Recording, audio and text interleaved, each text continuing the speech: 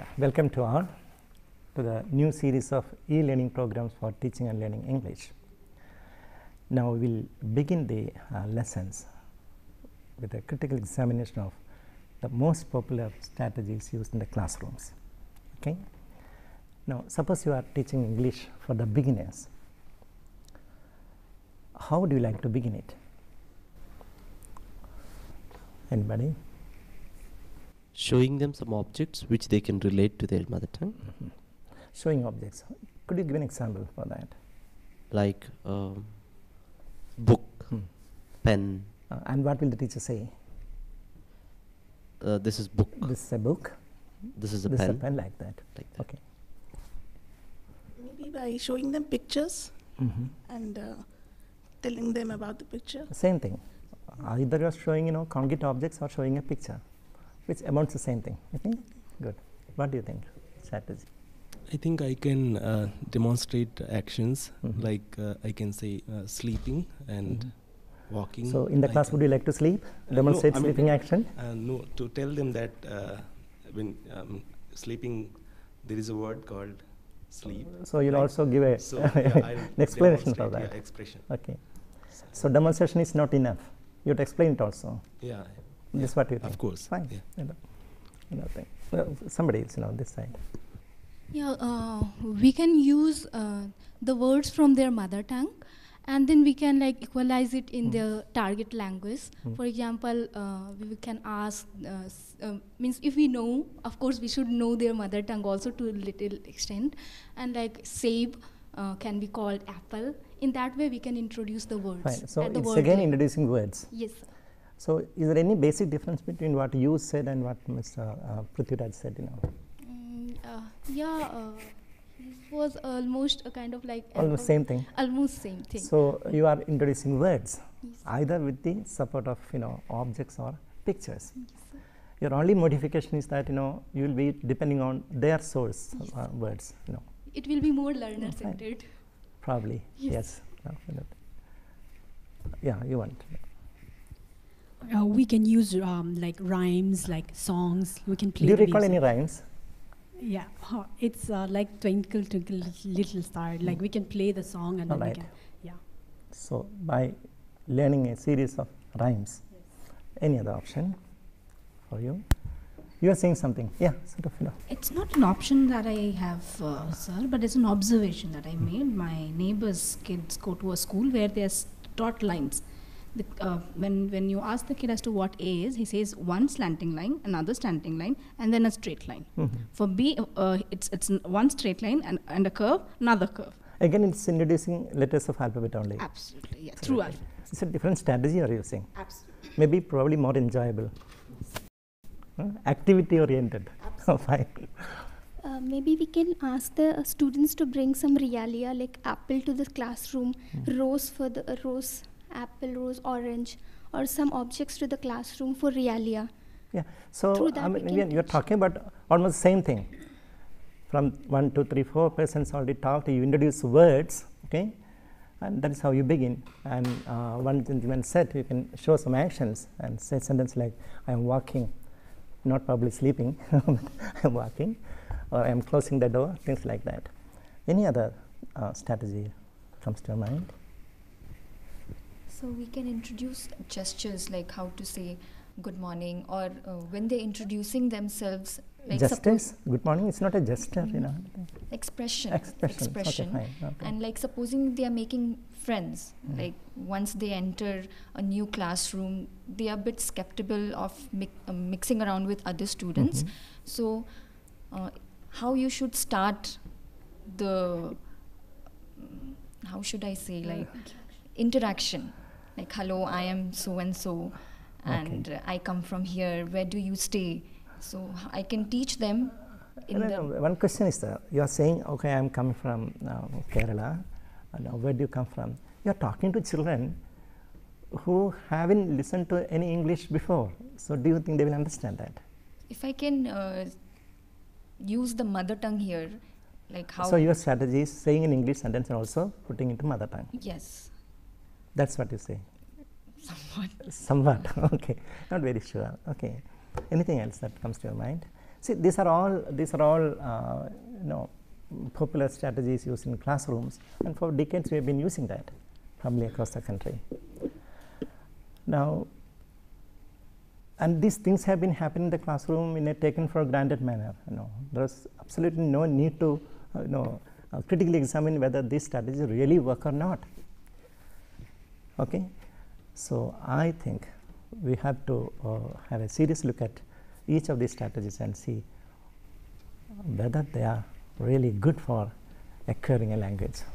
Okay, so shall we go into that? Fine.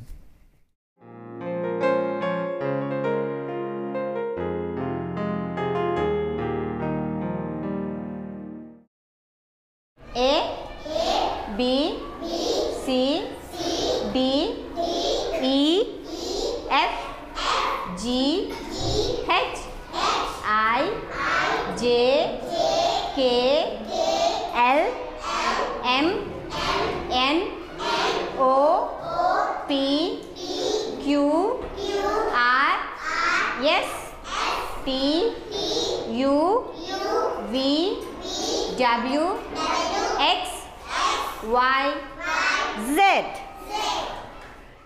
Divya, can you show me the alphabet K? K. K. Very good, thank you. Swati, can you show me the alphabet N? N. N. Very good. Madhushalini, can you show me the alphabet D? D.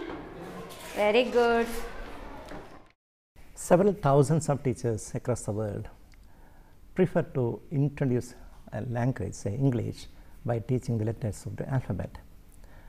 Probably they will showing pictures, as you said, you know, showing A for apple or any popular thing that they know, and then introduce that way. So why do teachers begin with the letters of the alphabet? What could be the reason for that? Can anyone say anything about that? Do you understand the question? Several teachers would like to begin with the alphabets. Why? What could be the reason? And we can see, you know, almost all the primers which are circulating in the market, you can find that every primer contains some pictures and introducing A, B, C, and parents are too eager to buy this kind of material for their children.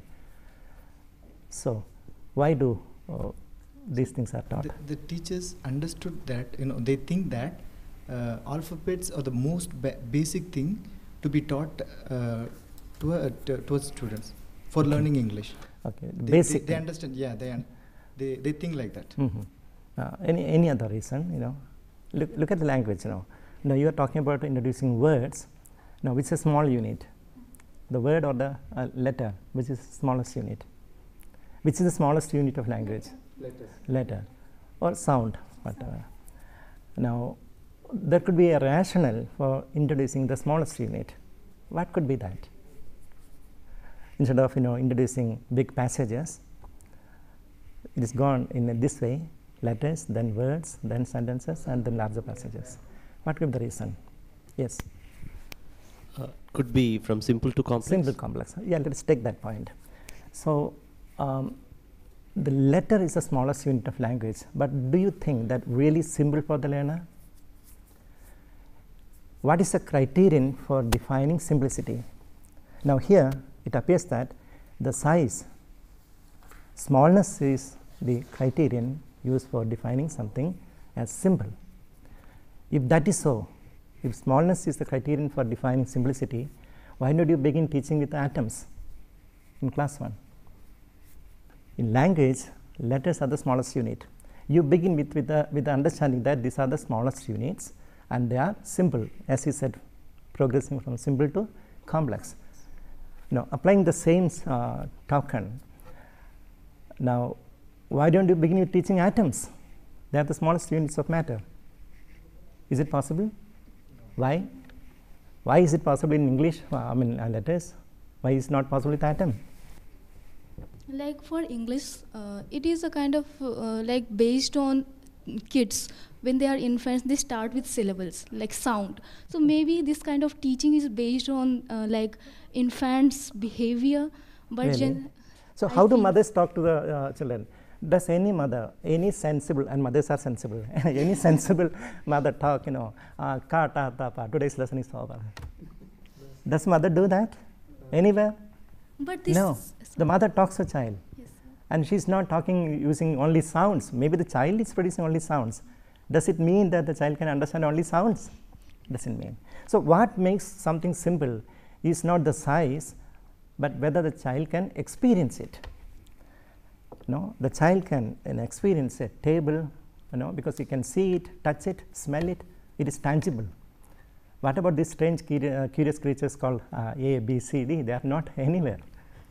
They are beyond the experiential level of the learners.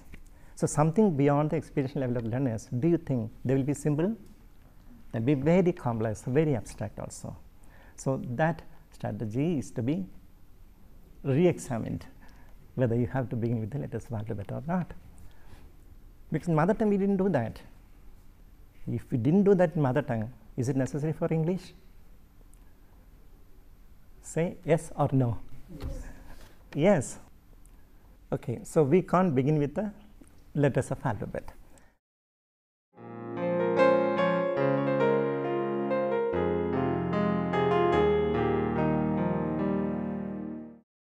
Now take the next case, introducing words either by showing objects or by showing pictures, or even using their own words only. And the teacher shows a pen and says, this is a pen, and shows another object saying, this is a book, and it goes on like that. This is a pen. This is a pen. This is a pencil. This is a pencil. This is a watch. This is a watch. This is a bangle. This is a bangle. This is a book. This is a book. What is this? This is a box. This is a box. So when the teacher shows a pen and says, this is a pen, will the children understand that? What do you say? Difficult to comprehend.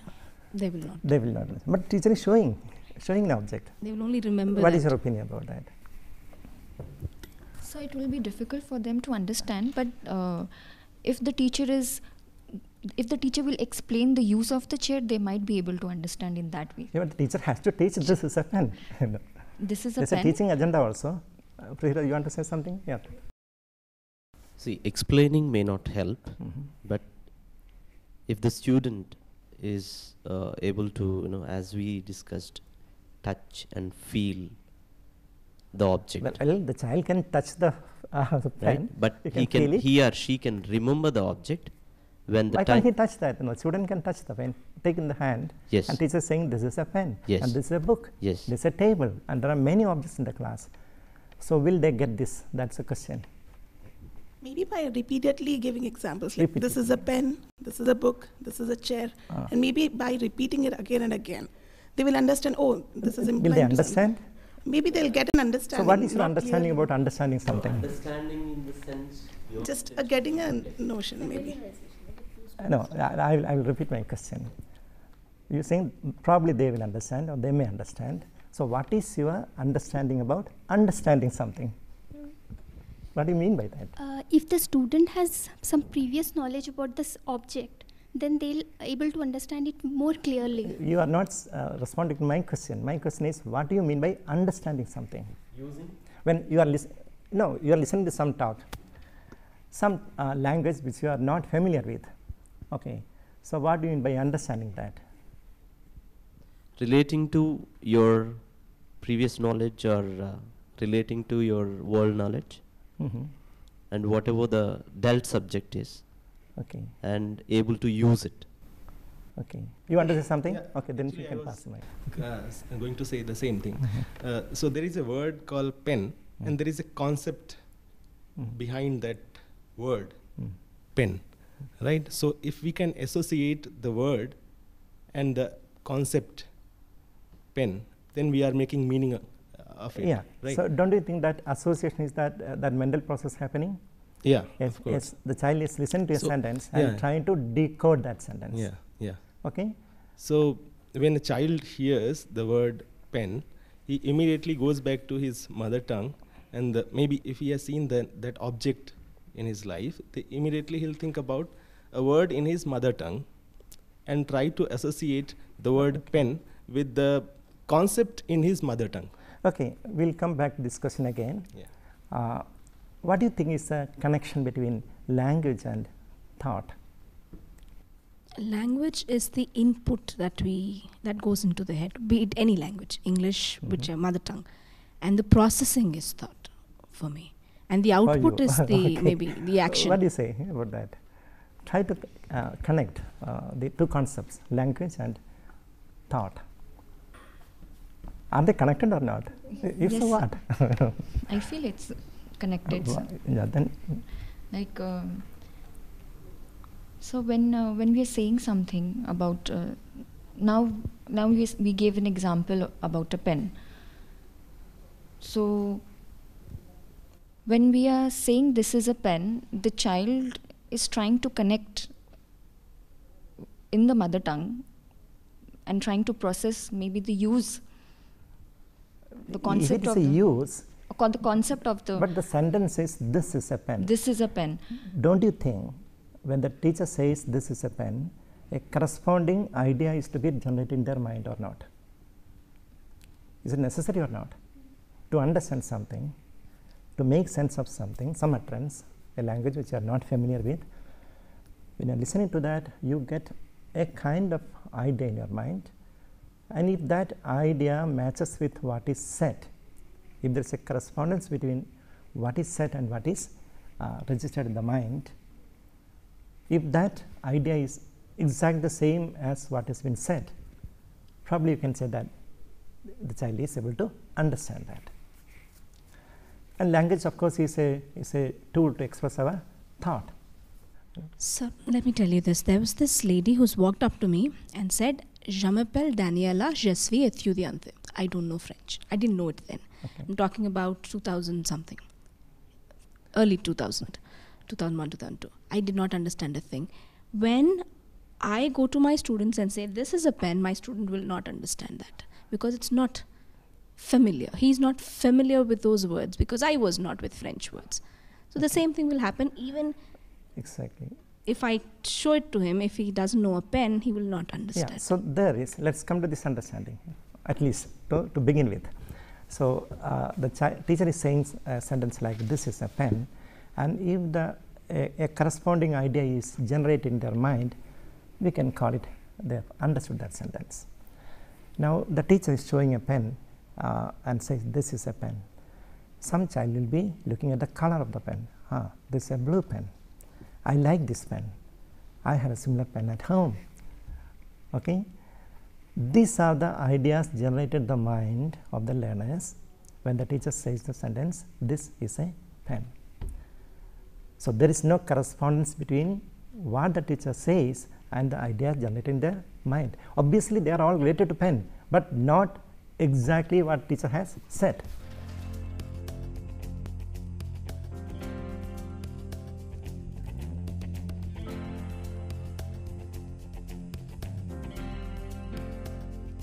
This is problem number 1. The teacher shows any object, it could be a picture or a real object, whatever, that picture, that object triggers a number of ideas in their mind which have nothing to do with the idea said by the teacher. Okay? Problem number 2. When will you use a sentence like, this is a pen? When will you use a sentence like, this is a pen or this is a book? What will be the context for that? Did you get my question? Yes. When we were about to write something, when we were about to do something, like with the pen. Yes. Then that is not the question, no. This is a pen. You have to use, this is a pen. Demonstrating. When will you use that, Think a little deeper. Give me context where human beings will need to say a sentence like, this is a pen, in any language. It need not be in English. When I'm introducing it to somebody or showing it to somebody. Or demonstrating it. Think of that. When will you ask a question, what is this? When I don't know. You don't know. So there's a question of identifying an object, right?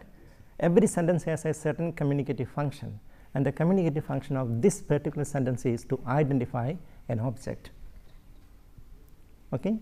Now the teacher is showing a book and says this is a book or this is a pen.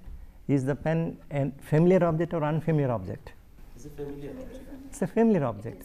If it's a familiar object, what is there to identify? Which means the communicative function of this sentence is not registered.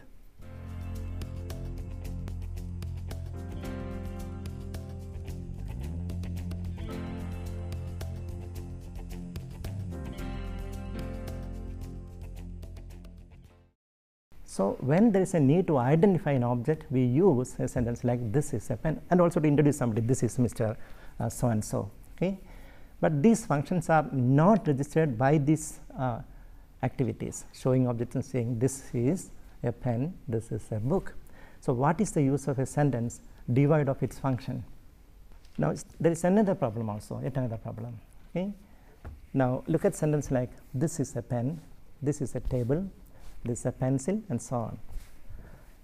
They are all disconnected sentences, discrete sentences. Okay? Will any human being, produce discrete sentences devoid of a context? Who will do that? Mad people. So are you giving training to how to become mad in class 1 by showing disconnected sentences? This is a book, this is a table, this. What exactly is your objective? Giving training for how to become mad. If you have any doubt, go to the road and start producing some disconnected words and sentences. How will people rate you? So no sensible human being will do that. So this doesn't have a context. Well, you may say there is a classroom context, but that is not the language context, right? So at least 3 major problems are there in an activity which has been happening in the classroom for years and years, and people never problematized it and sensed the real problem behind it. So don't you think it's a pedagogical issue? Yes, of course. Okay.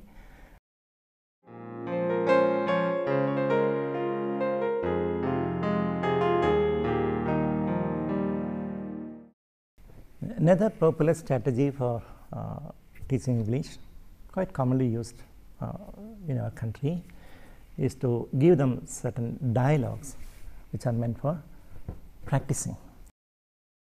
Children, listen to the conversation between 2 characters, Sarada and Usha. Sarada: what are you going to do after school? Usha: I'll go home and take rest for an hour. Sarada: then when will you cook supper for your children? Usha: I needn't cook today. I made some pulihora in the morning. We'll eat it for supper too. Sarada: forgot to tell you this. I planned a quiz for 6th class children.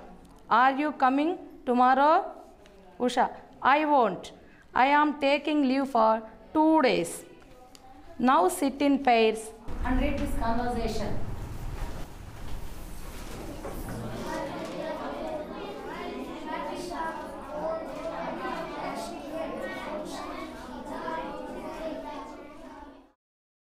Which pair wants to role play the conversation? I am Sarada. I am Usha. What are you going to do after school? I will go home and take rest for an hour. Then when will you cook supper for your children? I need it.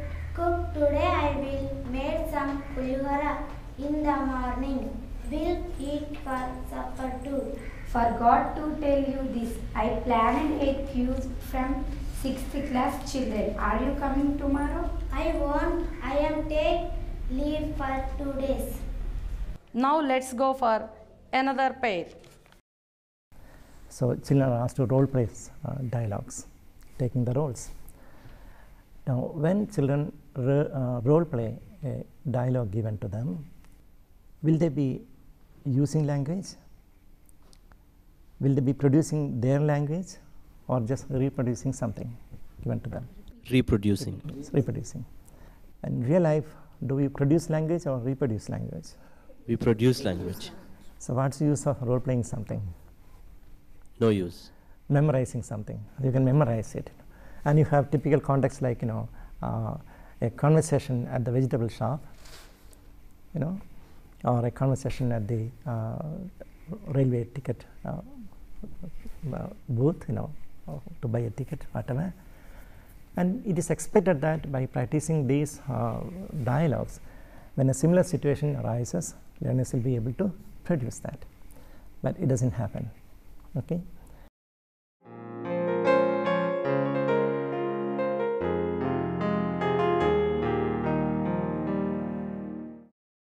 And the same thing happens, with asking and eliciting answers to comprehension questions.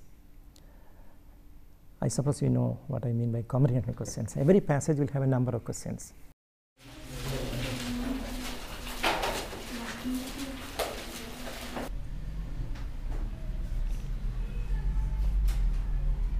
Have you completed writing the answers? Yes. Yes, Feroz? What is the answer? It is given in the first paragraph. A boy fought with the tiger. So why are we asking these questions? Can you tell me one reason? Why do we ask comprehension questions in the class? To understand the comprehension of the student, or how well the student has comprehended whatever has been said in the passage. Okay. Right. So any other objective for that? Because every lesson there will be a number of questions, and it so happens that in the annual examination also children are asked to reproduce these answers. It's all memory based kind of examination going on. So how is going to help the learner to develop communication skills? When a teacher asks a question, a comprehension question, and elicit a response, does it help to develop communication skill? In one way it will. What way? Please explain. Reading helps written communication. Comprehension means whatever they understand, they have to reproduce, they have to write in their own words. What do you mean by communication? Expressing our views and opinions in a proper way. Whose ideas are expressed there? Along with the learner's idea? Is the learner's idea? There is a question. The question is typically an information based question in the textbook. Okay? So it's not the learner's idea. Almost all of the comprehension focus on the information given in the textbook. It depends on the question actually. This is the kind of question that is frequently happening in all the questions. So if that question is there, it doesn't promote any communication, because it's not the child's idea, nor is it the teacher's idea. I agree, because when I was in school, I was said, okay, paragraph number 3, first line bracket starts, and paragraph number 3, fourth line bracket ends. So I'm just supposed to remember that and write it in my answer paper. Right, exactly. So even if you ask 1,000 questions of that kind, probably the only communication that happens is locate this information or give me this information. And to have this communication, it's enough that you ask one question. Why do you ask them to? Of course, you have to check whether they have comprehended. Now there is a pedagogical issue here. Which will be better, to ensure comprehension or check comprehension? If you can ensure comprehension, use a pedagogy that can ensure comprehension. Will there be any need to check comprehension? So we have to think about a strategy to ensure comprehension rather than checking comprehension. I don't mean to say that you shouldn't check comprehension at all. It may be needed.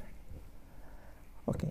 So as I said in the beginning, we are just trying to critically examine some of the most popular strategies and trying to identify the problems inherent with each of these strategies. Yeah. So now let's recapitulate what we did. What were we doing till now? Anybody saying? Popular strategies what we are using till now. Like what? Like showing some objects, alphabet, teaching alphabet. Then reading comprehension, how words, they work, introducing words, sentences. okay. and saying that. So what problem did you understand that? The popular strategies what we are using seems that there are some problems, pedagogical problems. Now, how to overcome these problems, that's a pedagogical issue we'll take up in the next lessons. Okay, thank you.